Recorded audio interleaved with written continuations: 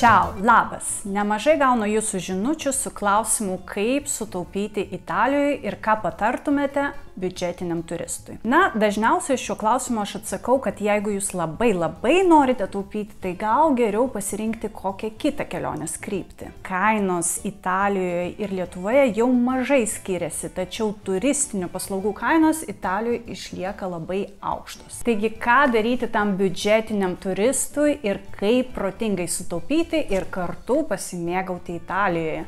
Šiandien aš jums papasakosiu apie visą tai. Beje, kaip visada primenu, jeigu jums patiko šitas video, jūs manote, kad informacija, kurią jūs čia suradote, buvo naudinga jums, jūs galite man atsidėkoti spausdami patinka, taip pat prenumeruoti mano kanalą. Tokie paprasti žingsniai padeda mano kanalui augti, o taip pat skatina ir motyvuoja mane kurti daugiau video jums. Ačiū Jums už Jūsų pagalbą ir pirmyn.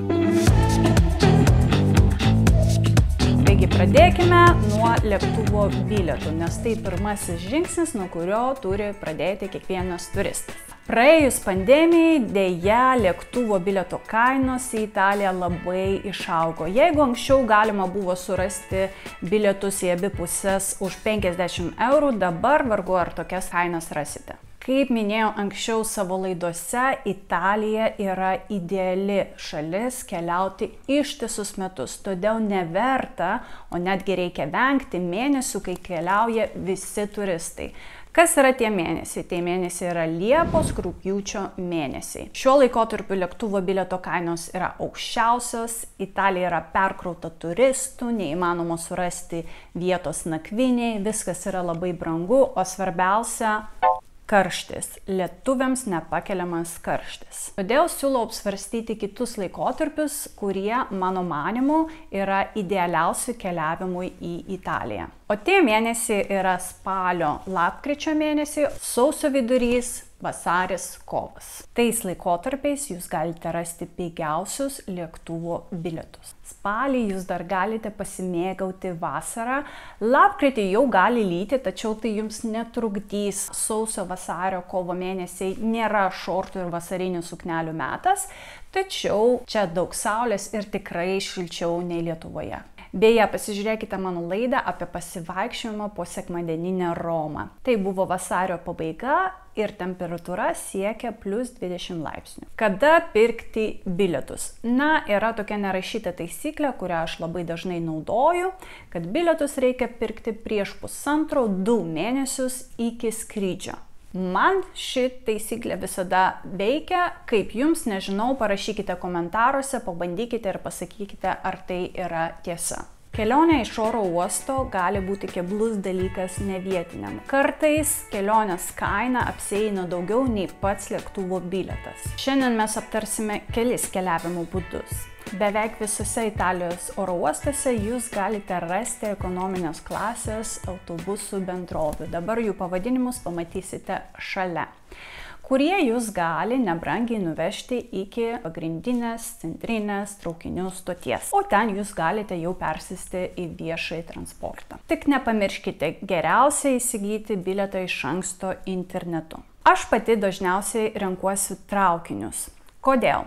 Nes su traukiniu tu gali nuvažiuoti netgi į kitą miesto dalį, nebūtinai į centrinę traukinių stotį. Pavyzdžiui, iš Fiumicino oro uosto jūs lengvai galite pasiekti Trasteverės, Vatikano rajonus. Taip, jūs teisingai išgirdote, traukiniai Italijoje, didžiosiuose Italijos miestuose kursuoja per patį miestą. Tai reiškia, kad ne tik tarp miestų, bet ir pačiame mieste. Traukinio bilietą jūs galite įsigyti internetu, naudingomis nuorodomis aš pasidalinsiu video pabaigoje, o taip pat iš bilieto automato, kuris yra dažniausiai kiekvienoje stotyje. Beje, nepamirškite pažymėti bilieto, nes jūs galite gauti didelę baudą. Kaip sutaupyti? Rinkdamiesi traukinį, pasitikrinkite, ar traukinys nėra ekspres traukinys, nes ekspres traukinys visada kainuos daugiau. Pavyzdžiui, iš Fiumicino oro uosto į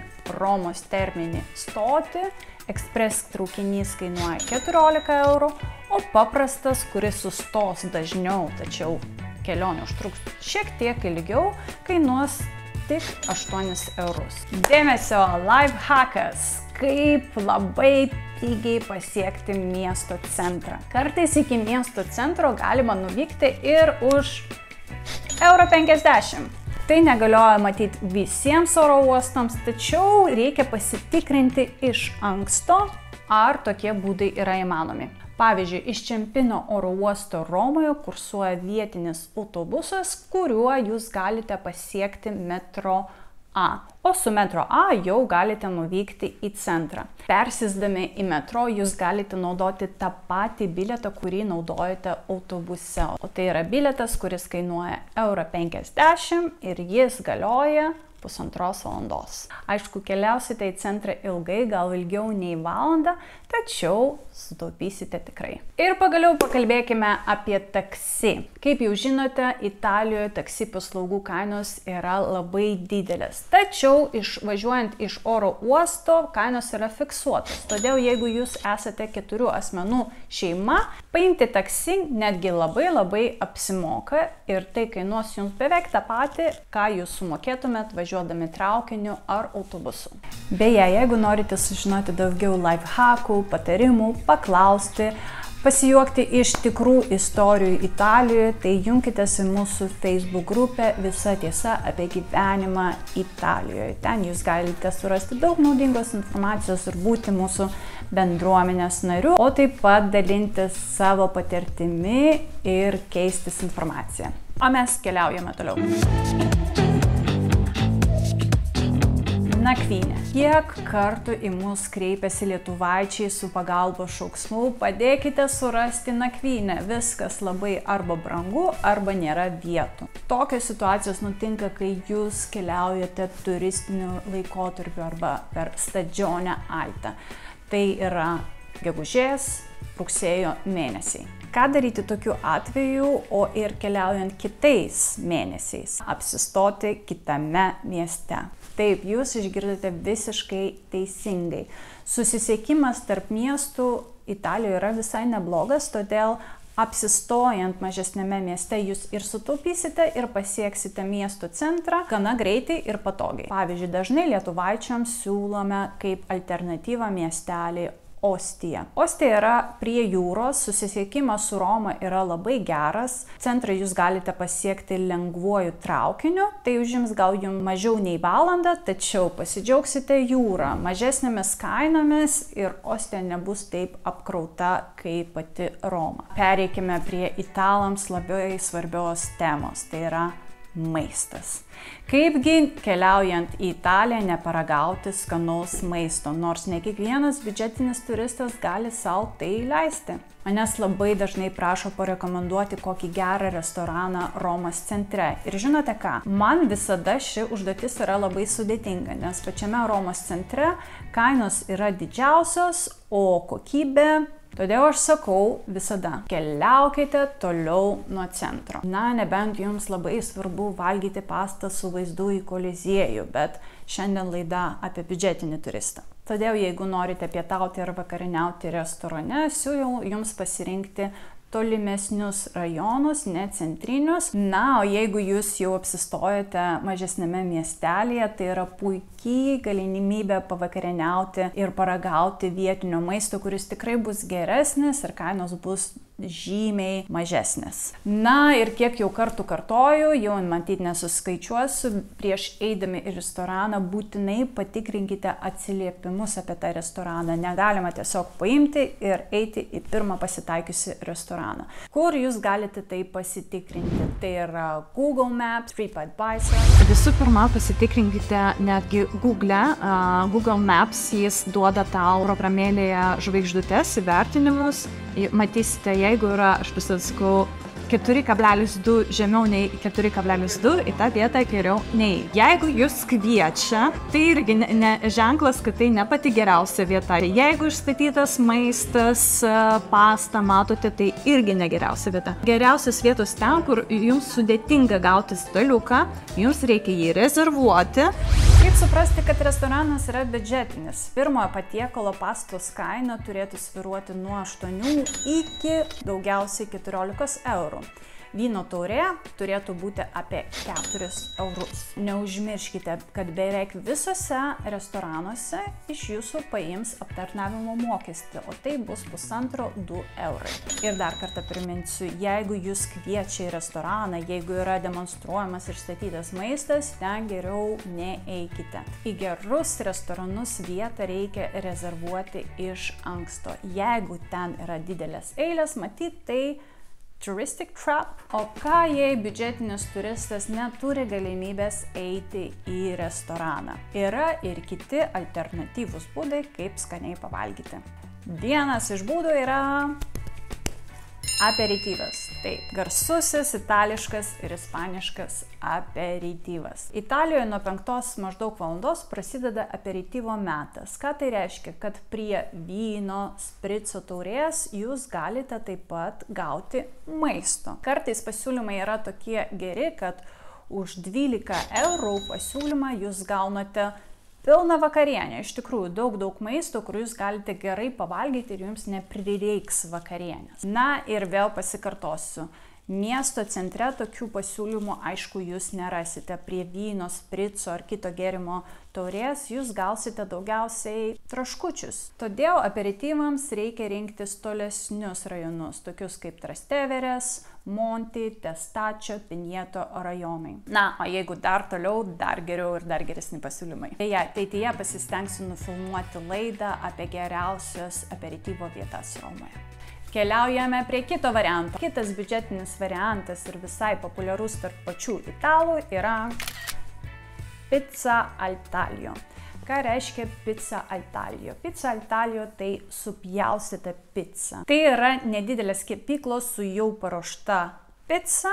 Jūs ateinate, pamatote, išsirenkate, jums atpjauna gabalėlį picos, kurios jūs norite, jūs pasiemate gėrimą ir jūs lauke ar šalia prie tos kepyklėlės valgote. Jūs galite netgi pasimti išsinešimui ir valgyti su kažkokiu geru vaizdu, nežinau, vaizdu į Koliziejų, vaizdu, panoraminiu vaizdu į Romą. Ir vėl kartosiu daug kartų, kad netgi renkantis pizzą al taglio pasižiūrėkite atsiliepimus. Jeigu norite skaniai ir pigiai pasisotinti, neužmirškite užsisakyti supli arba arancini Sicilijoje. Juos rasite beveik kiekvienoje pizza al taglio kepyklėlėje. Kaina 1 euras su centais už vienetą. Na ir kitas geras lifehackas, kaip sutaupyti maistui. Tai yra tavola calda. Jūs jau matyt supratote, kad ten jūs rasite karšto maisto. Tai yra tokios nedidelės užkandinės užeigos, kur jūs ateinate, jūs jau matote paruoštą maistą, jūs galite išsirinkti, jums jį pasvers ir jūs galite mėgautis tuo maistu arba pačioje užeigoje arba kur nors išsinešti. Dažniausiai porcijos kaina būna nedidelė 5–7 eurai plus gėrimas. Na, tose užeigose, vadinkime jas taip, jūs nesurasite malonios atmosferos, muzikos, staliukų. Tai yra skirta tam, kad jūs greitai pavalgytumėte ir išeitumėte. Kaip, nežinau, kaip valgyklos tipo, matyt, dalykas. Tavola calda surasti pačiame miesto centre, turistinėme, istorinėme centre yra gan sudėtinga, nes tai yra daugiau skirta vietiniams gyventojams. Tačiau šiek tiek paėjus toliau nuo centro ir per Google Maps programėlę jūs galite surasti šias vietas. Na, gera naujiena, kur jums taupyti neprireiks, tai geriant kavą. Kava iš tikrųjų Italijoje yra labai pigi, espresso kavos puodelis normaliai kainuoja 1,10 eurą. Beje, taip jūs galite pasitikrinti, ar vieta yra brangi ar nebrangi. Jeigu tai daugiau nei 1,10 eurą, tai reiškia brangesnė vieta. Na ir kapučino ryte 1,40 €. Taip, tokia turėtų būti normali kapučino kaina Italijoje. Jeigu brangiau, jūs žinote, tai yra turistinė vieta. Na ir aišku, pasidžiaukite vynu, kurio kaina turėtų būti apie 3–4 eurai. Dėmesio skelbimas tiems, kurie studijuoja italų kalbą. Mūsų geras draugas Fabricio, su kuriuo mes beje padarėme vieną laidą, pasižiūrėkite, jeigu tartu nepadarėte, neteko savo YouTube paskyros. Taigi Fabricio jūs kviečia į naują YouTube paskyrą, kur vėl su jumis dalinsis italų kalbos pamokomis. Sekite Fabricio. Na, o mes keliaujame toliau ir kalbėsime apie pramogas ir muziejus. Aš visada sakau, kad Italija yra didelis muziejus po atviru dangumi. Ir iš tiesų, kartais, kai jūs turite mažai laiko ir jūs lankotės Italijoje, aš sakau, neikite į muziejus, tiesiog pasivaikščiokite Italijos gatvėmis. Tačiau, jeigu turite daugiau laiko ir jums svarbu aplankyti kai kurios muziejus, štai jums lifehackas. Dėmesio, kiekvieną pirmąjį mėnesio sekmadienį įėjimas į daugelį Italijos muziejų yra nemokamas. Taip, jūs išgirdote teisingai. Galite nemokamai patekti netgi į koliziejų. Taip, jums tai reikia nueiti į bilietų pardavimo vietą, paprašyti bilietuką, aišku, tikriausiai pastovėti netrumpoje eilėje. Tiesa, iš anksto pasitikrinkite, kurie muziejai yra nemokami, nes kai kurie muziejai yra atviri pirmąjį mėnesio sekmadienį tik vietiniams gyventojams. Pavyzdžiui, aš esu vietinė gyventoja ir aš galiu apsilankyti, tačiau turistas ne. Tačiau yra begalė kitų muziejų tikrai vertų dėmesio, kuriuos jūs galite aplankyti. Kaip jau minėjau, pats koliziejus ir šalia esantis forumas.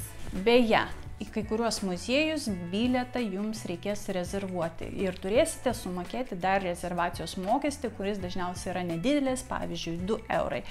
Tokios taisyklės galioja, pavyzdžiui, Galerija Borghese muziejui. Na ir toks bendras patarimas, neieškokite tikros Italijos ir nepigios Italijos pačiame turistinėme epicentre. Važiuokite iš jo į mažus miestelius, už didžiųjų miestų, ten tikrai surasite ką pažiūrėti. Pavyzdžiui, traukinio bilieto kaina iš Romos į Castel Gandolfo, tai yra vasarinė popiežiaus rezidencija, kainuoja 2,10 €. Nuvažiavę ten jūs galėsite pasimėgauti ne tik rezidenciją, istoriją, bet ir pasimėgauti nuostabia gamta, ežerų, kalnais, o taip pat galbūt išsimaudyti. Na ką, tikiuosi gavote daug naudingų patarimų. Nepamirškite dalintis komentaruose savo įžvalgomis, gal patarimais, gal jau keliavote, gal galite kažką patarti, taip pat klauskite mūsų komentaruose ir kaip visada primenu, neužmirškite spausti patinka, prenumeruoti. Na, aš su jumis atsisveikinu ir susitikime kitose laidose. Ciao!